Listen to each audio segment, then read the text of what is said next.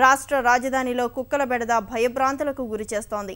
గురువారం రోడ్డు ప్రమాదంలో గాయపడి చికిత్స కోసం గాంధీ ఆసుపత్రికి వచ్చిన సఫిల్గూడకు చెందిన ఓ వ్యక్తిపై కుక్కలు దాడి చేశాయి.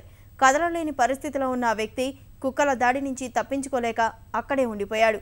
సుమారు 15 నిమిషాల అనంతరం విషయం గమనించిన సిబ్బంది అతడిని ఆసుపత్రిలోకి తీసుకుపోయారు.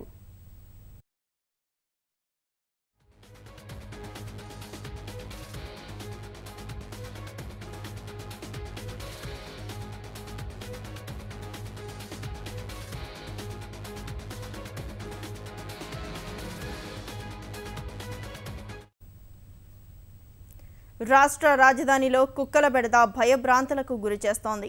గురువారం రోడ్డు ప్రమాదంలో గాయపడి చికిత్స కోసం గాంధీ ఆసుపత్రికి వచ్చిన సఫిల్గూడకు చెందిన ఓ వ్యక్తిపై కుక్కలు దాడి చేశాయి.